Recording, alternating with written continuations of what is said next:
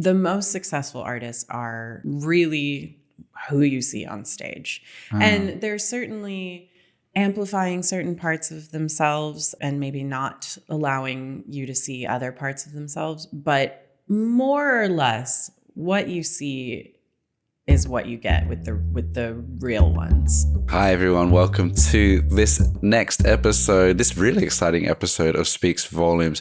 Today we have Molly Hawkins, the creative director. She's been the creative director at Young Turks, the sub-label of XL, working with the XX, working with FKA Twigs, working with so many iconic artists.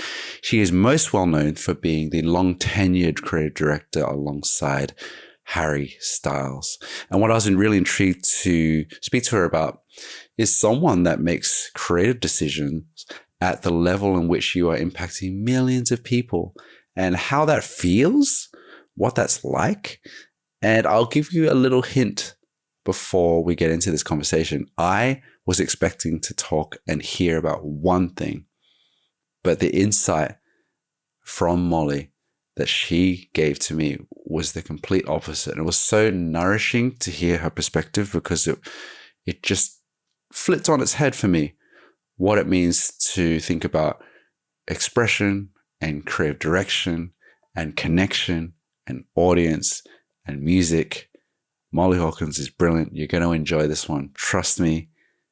Get ready for this. It's great. Molly Hawkins Speaks Volumes starts now. Before we get into this conversation with Molly Hawkins, I just want to introduce you to the sponsor for today. The sponsor of the podcast is Squarespace. If you are an entrepreneur, if you're a creative, if you are a creator, if you are someone that wants to connect with your audience and have the tools to build that out, there's no better place to do it than Squarespace. It is an all-in-one website building platform where you can build everything from e-commerce to newsletters to photo galleries to an end-to-end solution for all of your services that you might provide. I use it. I've been using it for more than 10 years. And I recommend that you check out things like their Squarespace Blueprint and SEO tools. Within their settings and within their marketing tools, there are so many great tools to optimize your SEO so you can appear and rank as highly as possible, even with your new website. And also you can use Blueprint. So in the click of a few buttons, you can create your whole website designed, looking great. It just asks you a few questions. What sort of website are you looking for? And what sort of sections do you like? And what sort of design are you looking for? And poof, you have a designed website for you there. So if you want to create your next amazing website, go to squarespace.com for a free trial. And when you're ready to make it go live, you can take 10% off your first purchase of website or domain by going to squarespace.com/volume. Use the code. They know that I sent you. Now let's get on with the conversation. Molly Hawkins, welcome. This is the podcast in your home. And this is what I would like to call Molly Hawkins Speaks Volumes, the episode at home. Thank you for being part of this podcast. Thanks for having me. Really excited to talk. We are in Pasadena. I hope you don't mind me revealing that. No. It's a big place. We're in Pasadena, and thank you for welcoming myself and my sister in your home. I want to, I guess, best to introduce you, what you do. I'm sure you can do a much better job, but I got connected to you via Colin Nagy, I don't know how to pronounce his surname, and you answered questions in his newsletter. Why is this interesting? And I came across your name and the work that you've done, which is immense. Thanks. And this podcast is about, I'm still learning what this podcast is about.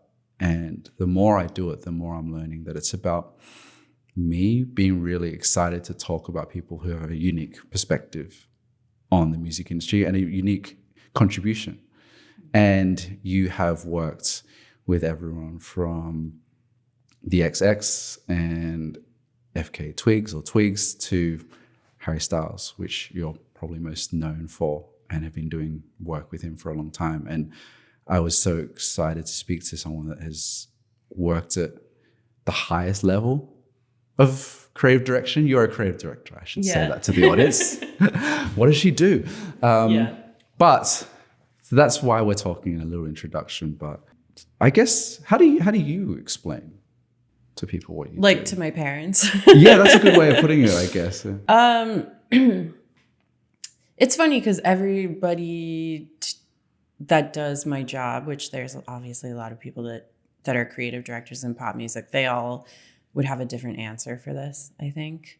And sometimes when I first meet an artist, who's usually the person that I have to explain my job to, it feels like they want me to give them some kind of like prescription on how to like be cool or be relevant or something. And that's, as you can see, like I'm a nerdy 40-year-old mom. So that's not really like what I know how to do. Some creative directors, some wonderful creative directors do know how to do that.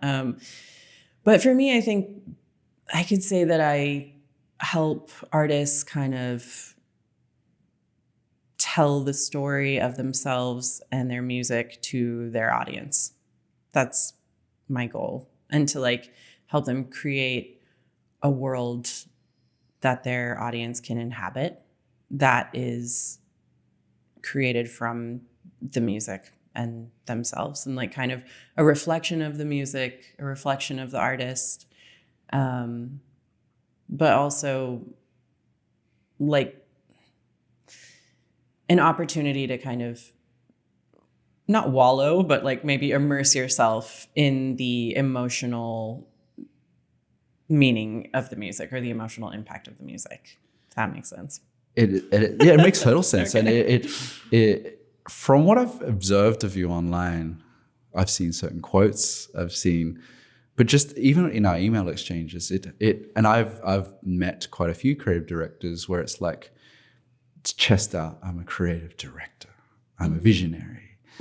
And what I said, the introduction, and not to flatter you too much, at the highest level, like Harry Styles is one of the biggest artists in the world. And I feel like when we were emailing, you were really conscious about not trying to, like, you are working with the artists, you know, you're realizing their vision, but I feel like you don't want to be that capital CD creative director. I feel like you're more about the expression of it. Why is that important to you? It's a hard question to answer because it's like, well, because it seems so like obvious to me that like it's not about me. Like if you have like me and Twigs in a room, like you're gonna want to talk to Twigs, you know what I mean? It's like I bring like a technical, or like, I'm trying to think of how to answer this question because I don't want to like belittle myself or something, and I don't want to be like inauthentic because I'm not like the most modest person in the world. That's not the point. The point is that the artist is like putting themselves on the line.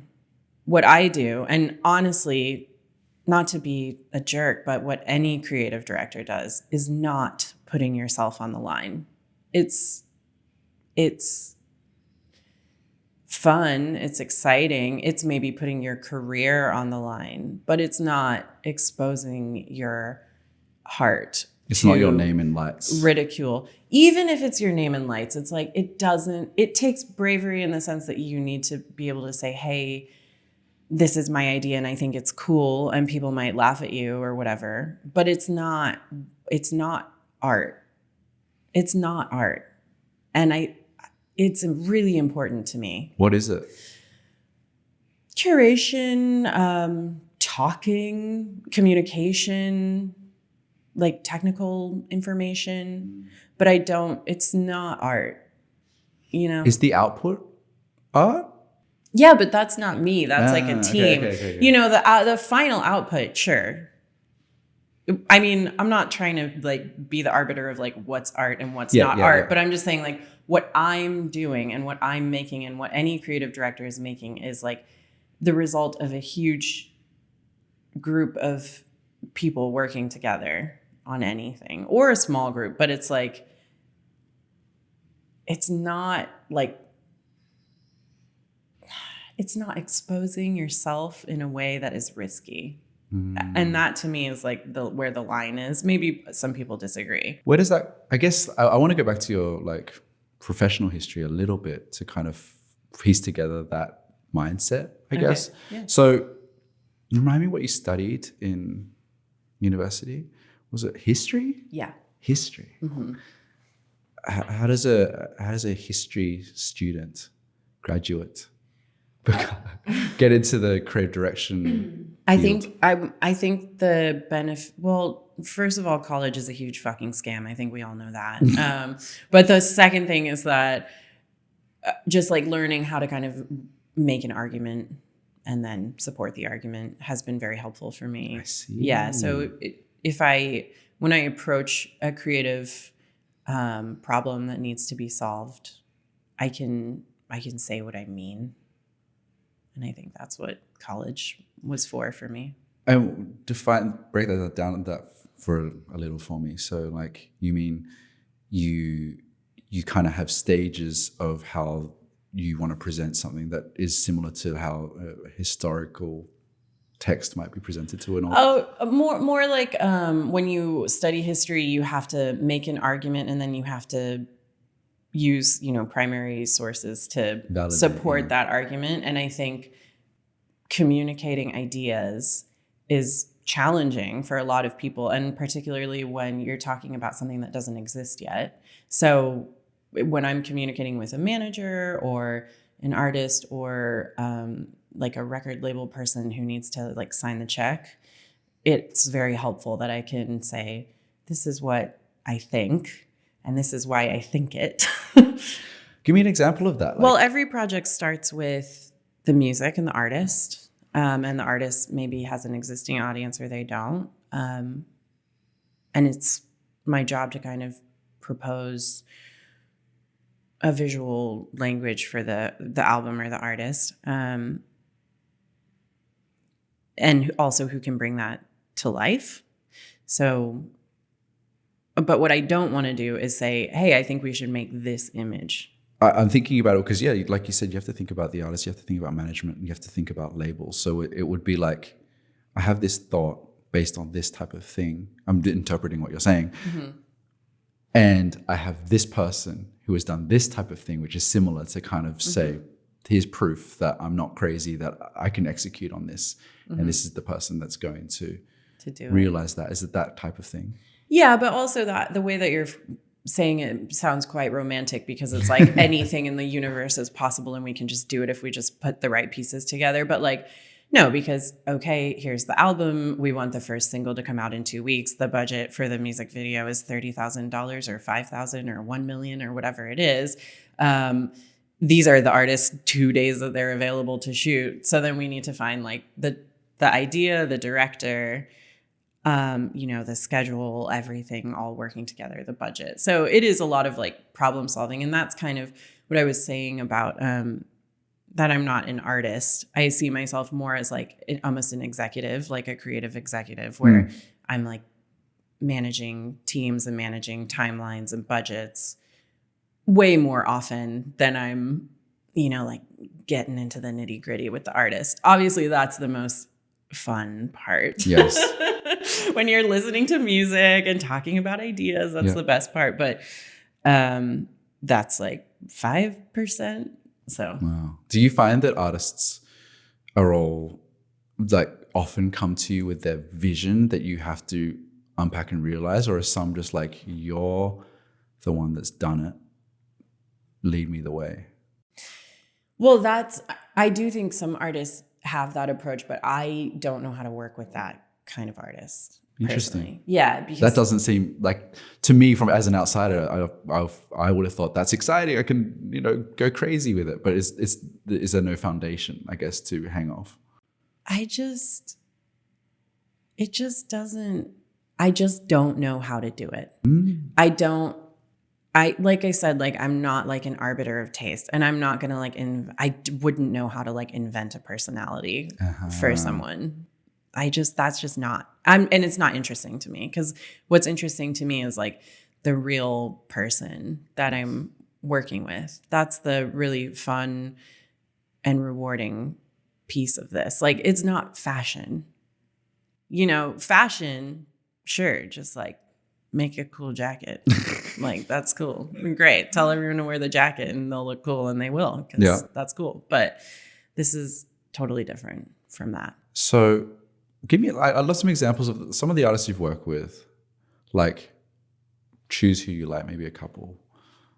Who were they when you met them, and who did you want to portray, I guess? Maybe I'm going to slightly rephrase the question. Sure. Okay. Go on. The most successful artists are really who you see on stage. And they're certainly amplifying certain parts of themselves, performing more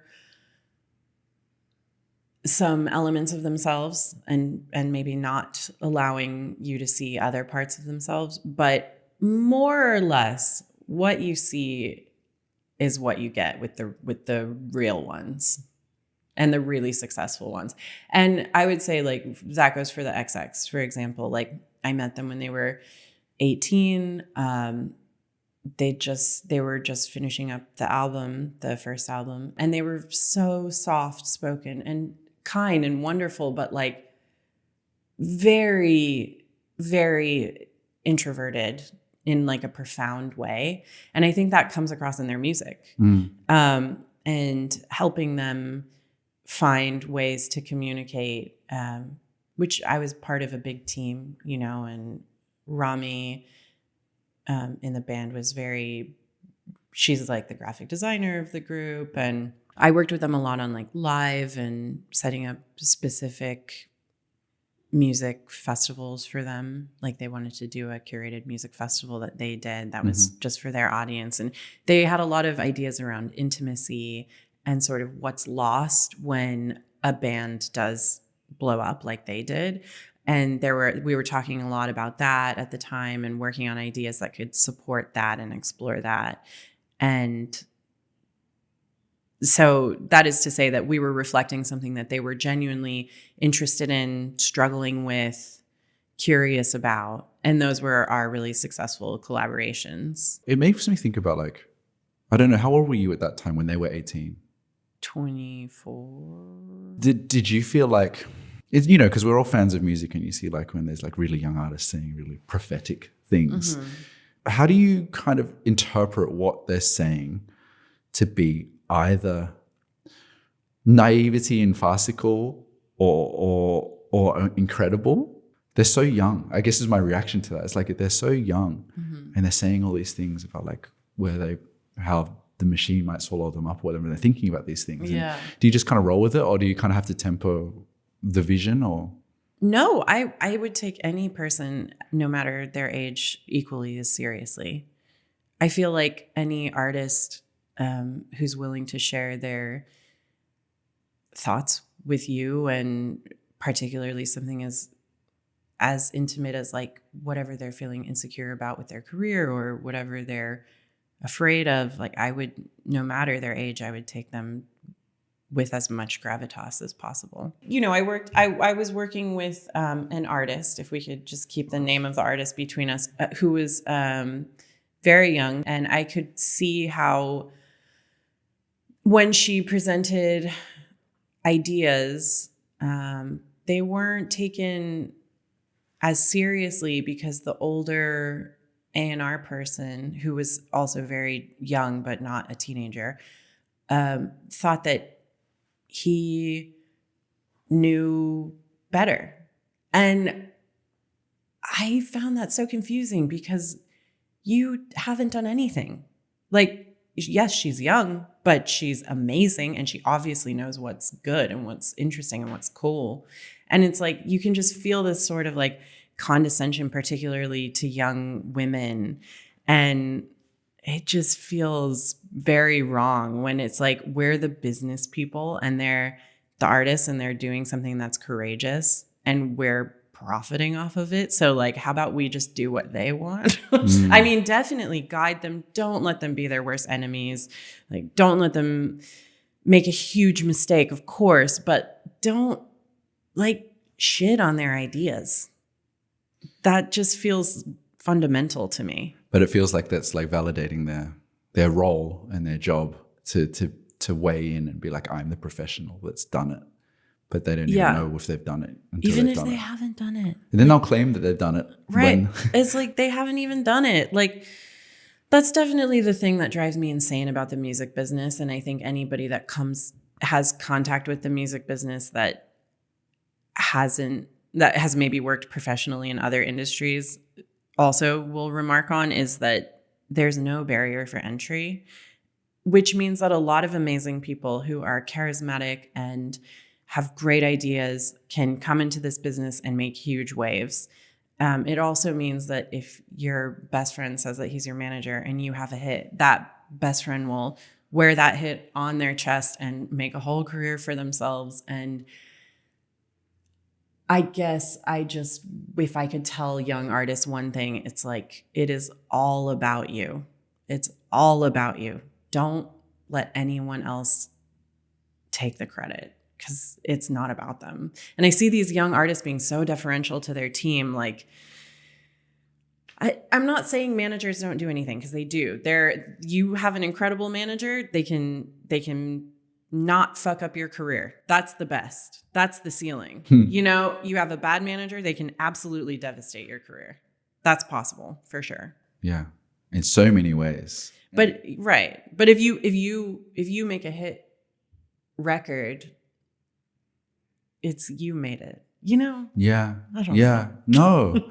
No, I not to be too preachy, but like, no, what you say is profound. And I think that, I've not as long as you, but I've worked in the music industry, and there are a lot of experts, but it's not a science. Right. It's not something that you can just repeat with experience. As much as we'd like to think we can, I think it's like things come out of nowhere that we don't even know that aren't manufactured, and we didn't even know we wanted that sound or something. Do you think you need to be a fan of music, like a deep fan of music, to do what you do? Or is that like, because you're working with, like, say Harry, they are making an impact on millions of people. Mm-hmm. Do you think about like how he exists in terms of like music history and how he impacts things and the decisions you make to kind of like maintain his legacy, I guess? Yeah. That was a couple of different questions. Yeah, it was. I would say, to answer your first question, it's hard to imagine like a counterfactual. Like, is there a creative director in music who's not a huge fan of music? I don't know any. I think it would be hard to do this if you don't love music. First of all, you have to listen to a lot of music. So I think that could be a problem. But yeah, also I think for the artists that I work with, music is important. So we need to have that in common. And like, for example, with Harry, music is extremely important. He is a huge music fan, always introducing me to new artists that I've never heard of, or playing me songs that are like blowing my mind from, decades of music. So he's like a real student of music. And I want that to be reflected in the live show. We got Polly Lovejoy to do the music direction starting basically after COVID. And he brought so much to the table as a musician. I love him so much as a musician and as a music director. And a big thing that he brought, I think, is a sense of history and a sense of, like, he has a real depth of knowledge with pop music and also, obviously everything else. He's like incredible. You should talk to him. But I think if that wasn't something that I understood was important to Harry and important to his fans, I wouldn't necessarily, and wasn't important to me, I wouldn't necessarily know how to reflect that.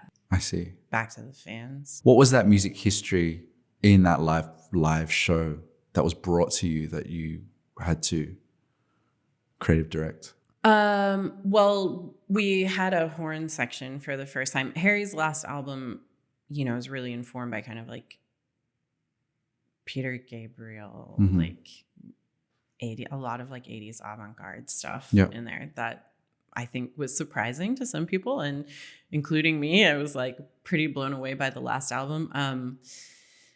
And just knowing how horns have been used in pop music and funk. I don't know if I should say this, but we had a big disco section that was like a really fun part of the show. And we managed to sneak in a bit of YMCA in there at the beginning. That's fun. That was great. Yeah, but I think Polly just kind of understanding how horns can be used in a loud way to really stretch across the stadium and get people amped and moving.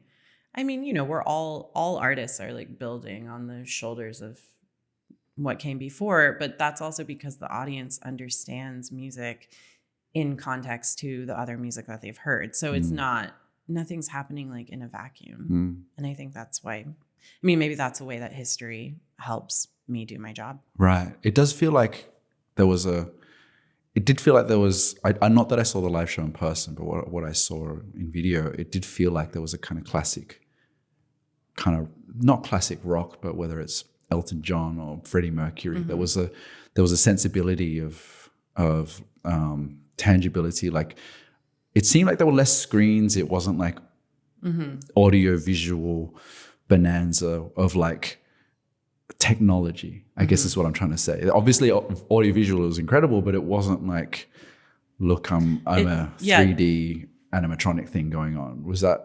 Yeah, thank you. I mean, that's what I would want someone to say about it. So, but I think it's like about not putting anything between the audience and Harry.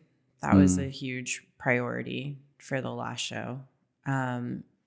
My job as the director of his live show or of any live show is to help the audience engage with the music.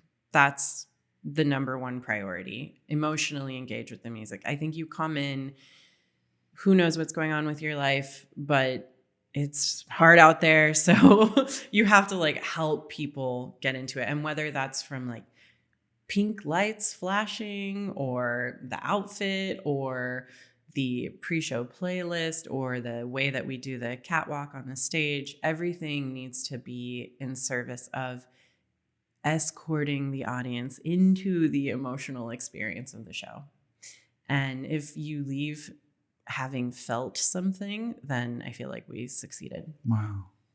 How do you visualize that experience from end to end? Obviously it's through experience and putting on a lot of shows and seeing what that's like, but even saying like the pre-show playlist is like something I've experienced, but I don't really think about. I don't think that like the team has really handpicked that to lead us up to a point. How do you like map out that whole experience for everyone? Well, actually, Harry and Polly do the pre-show playlist. Yeah, and but I guess mapping out the whole experience, you know. Well, yeah. I mean, it's an incredibly luxurious thing when you get to map out the whole experience, but that's very, very rare because usually people are coming on the train or the driving in traffic, and then they get to the arena and there's a queue and all that. And there's a soggy hot dog at the start. Yeah, exactly. So it is like, it's different from show to show. That was kind of the point of doing the Night and Day Festival with the XX was to curate that experience more or less from start to finish by choosing locations that were very accessible to the city, or we knew the exact route that people would be taking, and really handpicking all the food vendors. And that was 10 years ago or something. That was so fun. And that informed a lot of how I approach things now. And I work with my husband on a festival called Form Arcosanti. That's really fun. It's 2,500 people. Wow. It's amazing. And we get to hyper curate like the whole thing for people, which is exciting and fun. But yeah, I mean, when it comes to Harry touring, like so much is obviously not in my control. But the show is in my control, and that's... You're very modest as well. There is a lot that you would oversee as well. I think to go back to a part of your history as well, because you do put on festivals. You have multiple successful festivals that have been going for a long time, as well as you being a DJ formerly. Oh my God, no. Roll the clip. No. I'm intrigued because I come from a world of graphic design and then television. And I think that informs what I do without me plotting out that they have informed what I do. I think about with graphic design, I think about how people read information in a certain order and how I think about the audience a lot in what I do. In the festival world that you've built and in the DJ world, do you feel like those have informed your creative direction, style or choices or personality? Yes, definitely. Yeah, I think I just want to be clear that I'm not a good DJ. Okay. I DJ'd with my friend in Paris a lot so that I could see her because I love her and I miss you, Louise Chen. Louise Chen, amazing. Do you know her? I don't know her, but I'm a fan of her. Everyone knows her, I swear to God. Oh, I'm a fan of her sets. Oh, she's incredible. So we started a little club night in Paris at the Social Club just because I wanted to hang out with her. I was like, I just loved her so much. We actually met at Laneway. Oh, wow. Yeah, I was DJing at Laneway. Really? Yes. So your question was, have DJing and festivals informed your creative direction, life, profession? I think more than being interested in DJing, not necessarily being a DJ, and doing festivals has impacted me in terms of my technical skills, and obviously my relationships that I've built, and knowing how to handle very large teams with a immense amount of stress and pressure. However, I would say in terms of my creative direction, it's more that I'm interested in the history of music and how musicians have communicated since we've started recording music, that led me to DJing and festivals and creative direction. Like what I get out of all of those things is the same reward, which is that I get paid to explore these things that I'm extremely interested in. Like I could be writing a doctoral thesis or something, and I think I would have as much fun, but I wouldn't get to hang out with Harry's. Which a lot of people want to do. Is there a reference that either your colleagues, Harry, artists is there an artist in music history that you always refer back to that like has had the perfect discography, creative direction? I guess this is more of a question about inspiration, I guess. Yeah. But I think about these things a lot. People that have a perfect discography, how they've evolved, how their cover arts look, how their music videos look. So I guess it's a two-part question, as I ask multiple questions in one go. About like, are there artists that you particularly love and pull from? And tell me more about inspiration and where you pull it from generally. Yeah, I try not to pull directly from artists because you don't want to just be like copying people, but considering how artists have communicated in the past will help you understand how audiences will understand what you're doing now. So in that way, I try to look at very successful artists in terms of like creative communication. I tend to feel very inspired by architecture and fine art, obviously literature, especially science fiction. I don't know if you call that literature, but I love like pulp science fiction, especially. I think every artist is going to be completely different. Even every album is going to be totally different.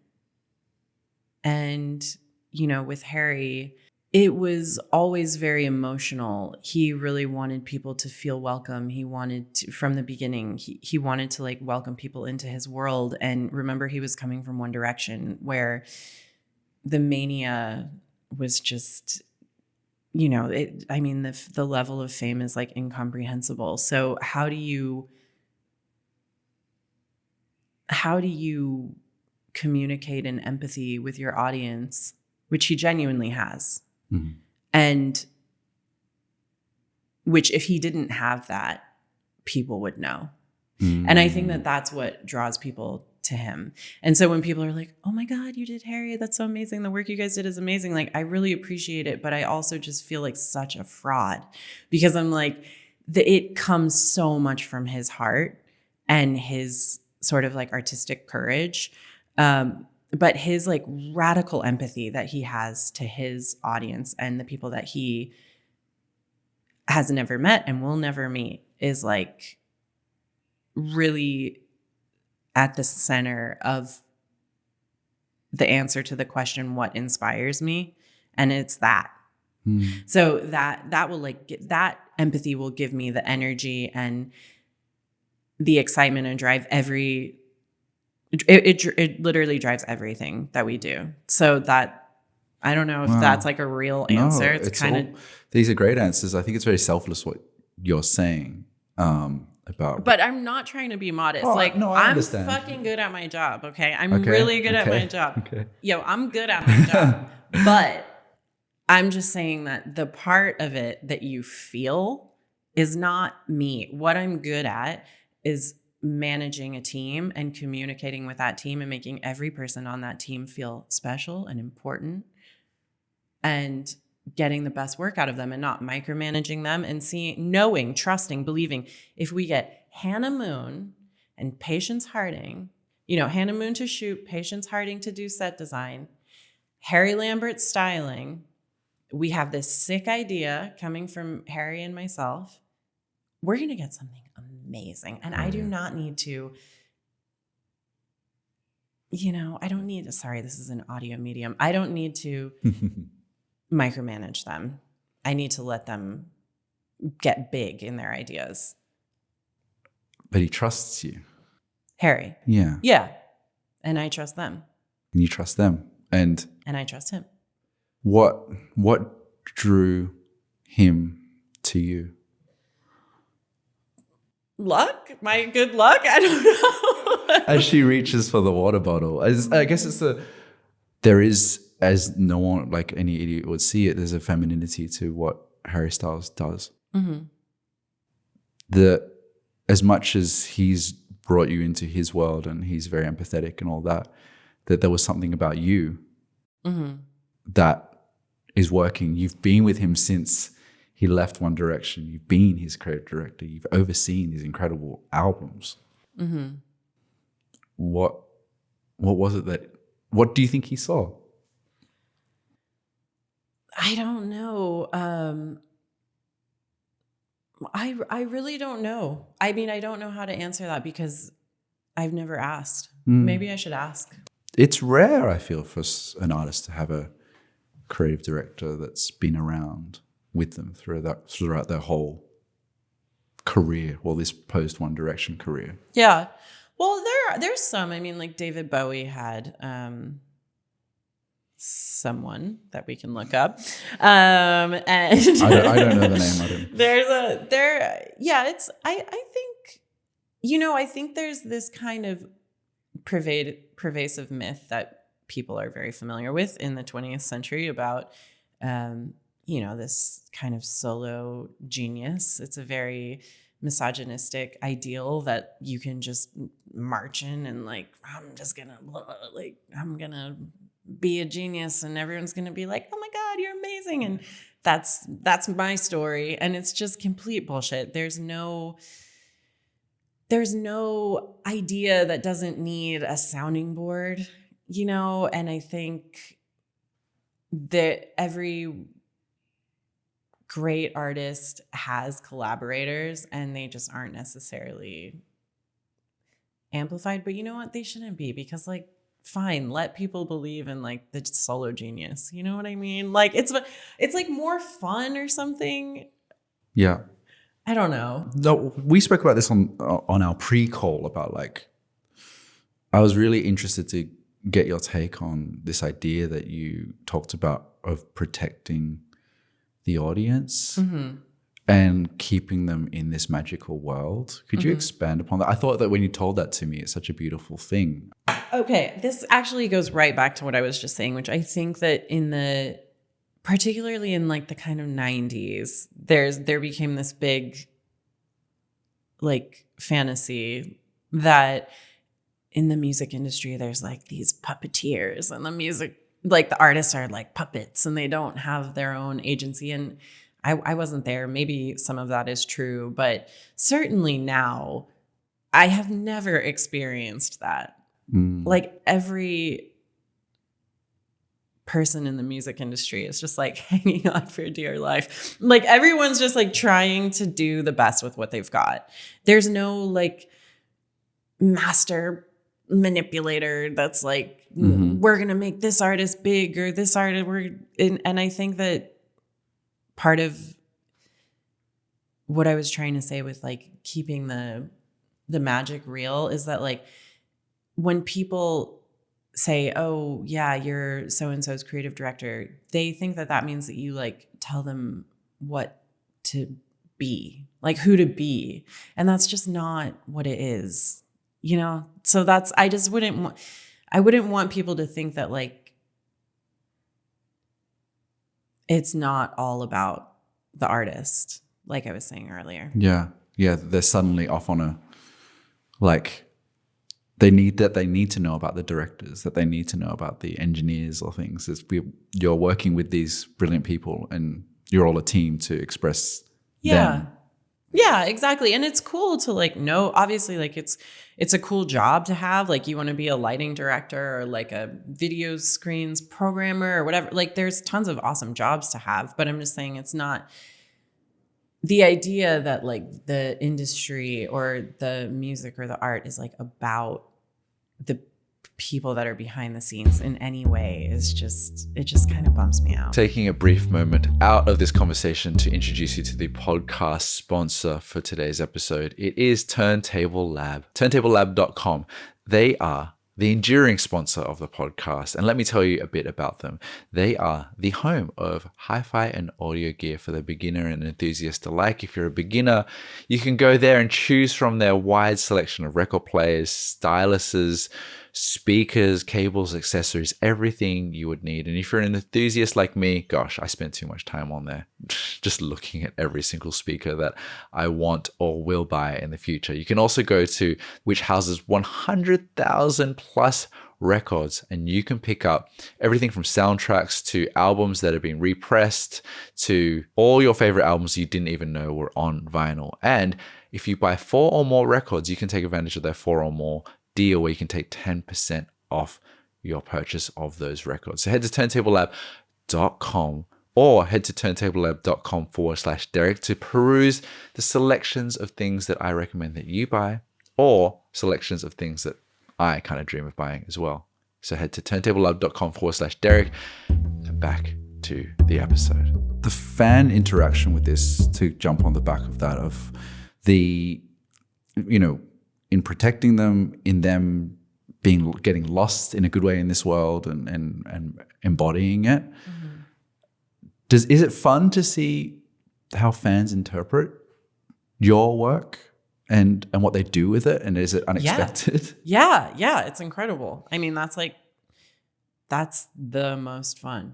Yeah, it's so fun to see how the fans interact with what we do. And I think one of the most exciting moments of my career was the first FKA Twigs live show, because I'd sat in a like stinky basement in Bath in the UK outside of London with one of the most talented people in the world, Michael Strawn. He's a lighting director, lighting designer, but he's unbelievably talented. And we had this mission with Twigs that we wanted to keep it as mysterious as possible, like teasing her presence through the whole show. And I mean, these were like tiny club shows, which was also so fun and exciting. And we just wanted to play with light and the music, and how are we gonna slowly give the audience what they wanted, which was just like a good look at her, you know, because she's unbelievable. And during that first show, when I felt it and I could feel the tension in the room and I could feel the audience like please, can we please?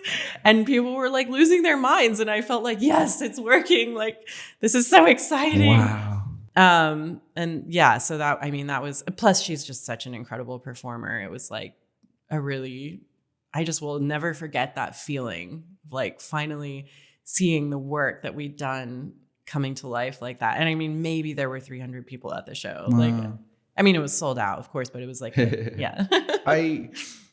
I'll be honest. I'm even trying to understand why I got goosebumps when you're explaining that, and I think why is because my mind is kind of racing through different things. I guess through your whole career, and I was thinking about, as you said, that having these moments in small club shows and this intimacy and really bringing people to this point, and my mind was going to like, and then you've got these stadiums with I don't know how many people, 100,000 people. And how that kind of all might have translated to this thing where I've seen these videos of these people just losing themselves in these moments that you and your team and everyone has created. And it must be thrilling to oh my God, it's insane. You're creating worlds within worlds.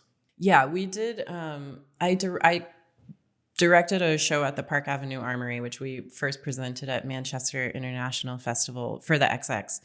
And that was like the craziest experience for me because the show was so effective. Like, it was just wild. It was like what we wanted people to feel is what they felt. But the weird thing was only 40 people could come watch at a time.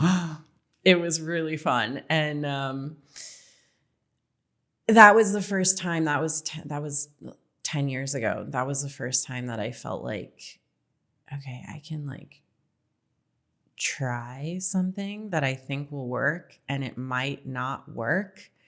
But if it does work, it's the most like crazy feeling for me. It's like a huge rush. I mean, that show like changed my life in terms of my creative life, in terms of feeling like you could try the thing that you think will work. Does that make sense? What was the thing that you thought would work that worked? I thought that if we brought the audience in through the back entrance of the Park Avenue Armory and through the tunnels underneath, because it used to literally be an armory, so there's all these storage places underneath. If you bring them up and you make a little construction tunnel and you bring them into a tiny, tiny room, and then the room grew and expanded, and then the walls fell off at the perfect moment, that everyone's hearts would be broken and they would feel so sad for like the loss of the intimacy that they thought that they had with the band, because it revealed that they were in like a city block size room, that they would understand how I thought the XX felt. They never explicitly said that, but how I felt that they felt about losing the intimacy with their audience because of how much their career had exploded. And so that was the goal of the show, and that was the idea. And I do think that people felt that.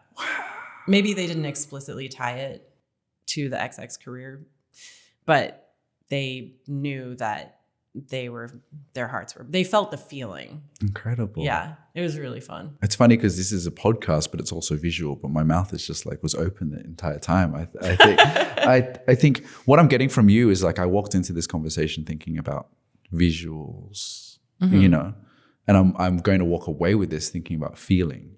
Oh, cool. And that's what I'm kind of interpreting from what you think about. It's like, what people experience is with their eyes. But that's not really the point. It's right.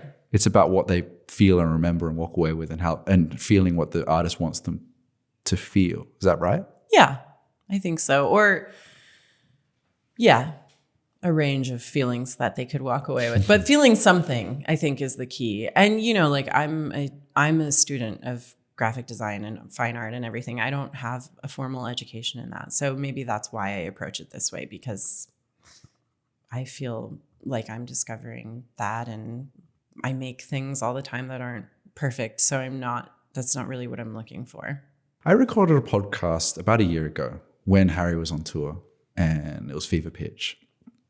And And I was just intrigued by the level of fever pitch it was around it, and looking back at his previous albums, and I was looking at the creative direction or the creative or what have you, and the decisions that were made, that there either haven't been any features or very few, and it's very like, I looked at the album covers and they all felt really coherent, really tasteful. It didn't feel like a pop star, capital P pop star. That it felt more like an artist than it did like he came from one direction. And he's got like, you know, Kendrick Lamar features on there. He could get anyone he wants on as a feature, and he hasn't. And I was like, I was looking at that in this podcast, and I was talking about it, and it really felt like there's a real intention with something to create and evolve this world in a way that feels like it's in control, and it's restrained, and it's thoughtful, and I don't know if tasteful is the right word, but does that ring true to what you were intending from the beginning till now, or is it happenstance, or what am I interpreting it wrong? Well, like I said at the beginning, or I said at some point, the sort of like square one for us, it was always, how do we make people feel welcome here in this Harry world? And nobody feels welcome if you're like an idol, you know?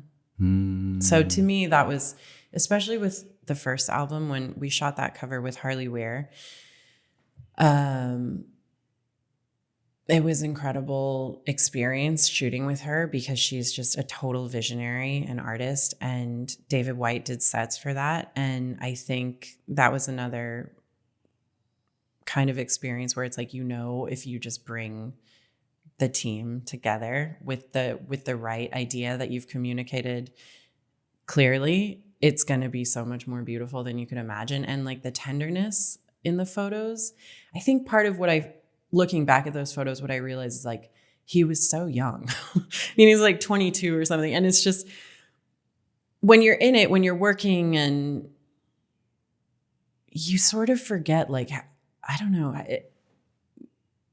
how much tenderness there is at that age, you know? And I think that was really communicated in those photos. And that's what's sort of lost with a lot of pop stars, where there's like a hardness, and like, you just don't have any idea how old they are or what they've been through or who they are. There's like no entrance into their humanity. God, I sound like such a dick. No. But like, yeah, you know.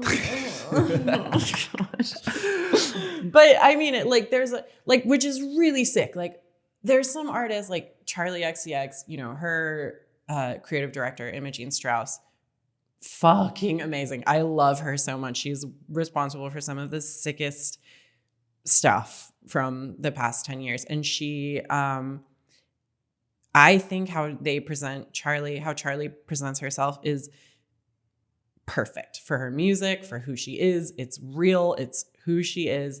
And that shit is hard, you know, but that's cool. It's like, cause that's like really who she is. Like, she's a hard ass, amazing woman. Yeah. Who I sadly don't know personally, but I'd love to hang out with. But that's not real about Harry. Yes. Okay, I get you. Yeah. So I think that's what you see reflected, is just like that kind of real. He's playful and fun and tender, and that I hope comes through in the photos. I think this conversation serves many purposes. I think it budding creatives, for people interested in the music industry, for fans of different artists, but also for artists as well. I think that what you said to me, I speak to a lot of young artists who, you know, really aspire to do what a lot of the artists you've worked with have done. And I think what you said about the hardness, that I meet a lot of artists that feel like they need to embody being superstars and being idols and like having attitude and being really like, I'm enacting what I see, and probably removing themselves from it in order to create what a lot of big artists have. Is there like it seems like there's a real resistance to, because I had a question about like creating worlds and I think but I think it's more about like, you really don't want, you want less of that and you want more of them at all costs. Well, to your first point, I think that for young artists, it's very scary finding that line between how much of yourself you should expose and how much of yourself you should protect, because you don't want to not have given 100% and then it's like your career doesn't work, or like, it's so scary because it's so ultimate. It's like it works or it doesn't work. And that's why another reason why it's like, I'm not an artist, I'm a creative director. I have many clients. If I fuck up one artist's creative direction, God forbid, that's why like it has to be all about you, because it's like, if you fuck up your artist career, like you really don't get another chance. And it's like, I don't want to say that, but like, that's just, I don't make the rules, So, so I do understand that kind of want to harden yourself and almost imitate the unapproachability that many pop stars adopt. And I think that separation is a defensive separation that they have to make between themselves as a human and themselves as an artist. That being said, the world creation thing, amplifying the artist's personality, it's all the world creation is like in service of helping the artist communicate whatever it is about themselves that they want to communicate, and share whatever it is about themselves that they want to share, whether it's in the costume design of a music video or, whatever it is, it should all be in service of that, is my point. It's not that, like, you can't do any of it less. Like, even though I'm not approaching it from the perspective of a graphic designer, graphic design is just as important as everything else because it communicates a lot to a lot of people. Have I made some mistakes? Are there certain projects that you've worked on, campaigns, album rollouts, where you've learned so much from doing things a certain way that felt like it was the opposite to what you were trying to achieve, like what the goal was? Yeah. It's, what I think the biggest lesson is that I've learned from really challenging campaigns is almost always about managing people.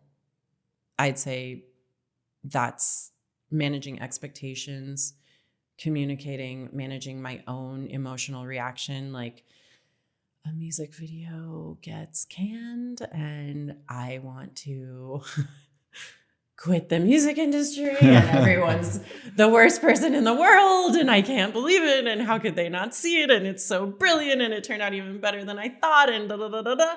And it's like learning how to understand that other people have other perspectives and other things that they need,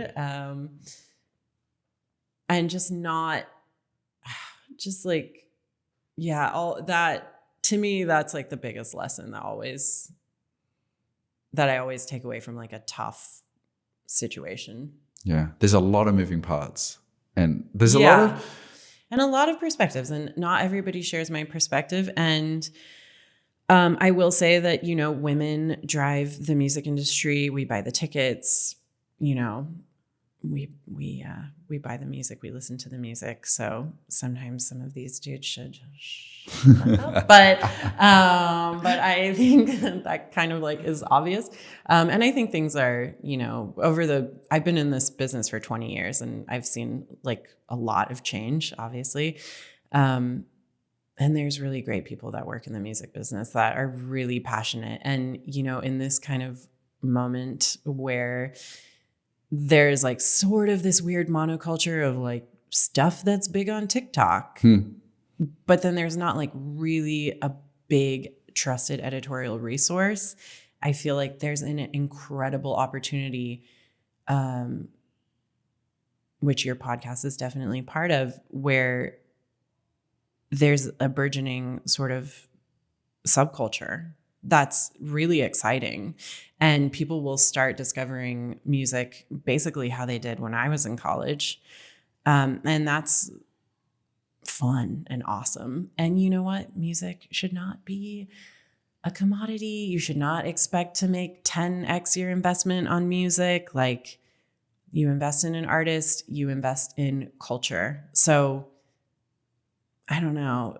Hopefully people don't only care about money anymore. I kind of feel that. I kind of feel that that's like in the last 10 years ago, it was like the only thing people cared about. And now I feel like people sort of realize that that's like a stupid reason to do anything. Well, yeah, I think a lot of, especially young people, are disillusioned by the speed in which things are moving. I spoke a few days ago to Carl Chaker, a New Yorker writer who put out a book about algorithmic culture, and we're talking the flattened society. How algorithms flatten culture. We spoke about that in music, and I do think that there is a hunger to just discover things more in a more pure sense, and not just be about the financial gain of things, which is nice. And I appreciate what you said about the podcast. It's I see this opportunity to explore these ideas with different people. You've done shows with tiny rooms. You've done shows in the biggest stages. Where does one or where does Molly Hawkins go from here? I don't know. I don't know. I've been thinking about that a lot, actually, over the past few months. I don't know. I'm very curious. I'd like to do something that makes I gotta find another way to say this, but I want to do something that makes the world better for my kids, because it is kind of crazy right now. So you have little kids. I know everyone feels their feelings authentically, but I'm just saying, for me personally, and I think maybe it's physiological, but after I had my babies, it's hard. Yeah. It's hard to process what's happening out there. I mean, particularly with what's going on in Palestine, I feel like I don't know what I can do. Of course, I just want to do something. Yeah. And I don't know. Climate is obviously the number one thing that we need as a society to grapple with. So I really don't know. I don't know what I'm going to do, but I definitely still feel like, what am I going to be when I grow up? I do. I still really, really feel that way. And I hope everyone knows that, if any younger people are listening to this, I just would really want you to know that there's no finish line. It never ends. You just got to do what you love. And I would also encourage people to walk through doors that open for them, and say yes to opportunities, and don't let this ideal of what your perfect life or career should be kind of kill the opportunity to do something that you could do right now. 'Cause that's how I got to where I am. If you asked me about how did I get into this, the real answer is that I didn't know what I wanted to do, but I knew what felt exciting, and I knew what felt interesting, and I was willing to waitress for the rest of my life if I had to. So I still always think in the back of my mind, I got those waitressing skills, if this doesn't work out. Yeah. So yeah, just don't be afraid. Don't think that you have to be you're not going to wake up tomorrow and be a creative director for a pop star, but you can work hard for the next 15 years and then you'll get there. That was our episode with Molly Hawkins. It ended somewhat abruptly because I was in her house and the family had come home, her kids, and we had to stop it there. But I thought that the end of that episode was so perfect that I didn't need to wrap it up with any pleasantries and formalities. Molly Hawkins says it all. And for weeks to come, and still to this day, I recount stories of what she said in this episode, because I think there's so much wisdom in her modesty, so much wisdom in her ability to step back from it all and realize what's important and what her role is within it. So thank you for listening. And if you liked it, I'd appreciate it if you shared it around with people that might appreciate it. And if you rated it as well, I personally would really appreciate it. Thank you so much for listening, and I'll see you in the next episode. Bye.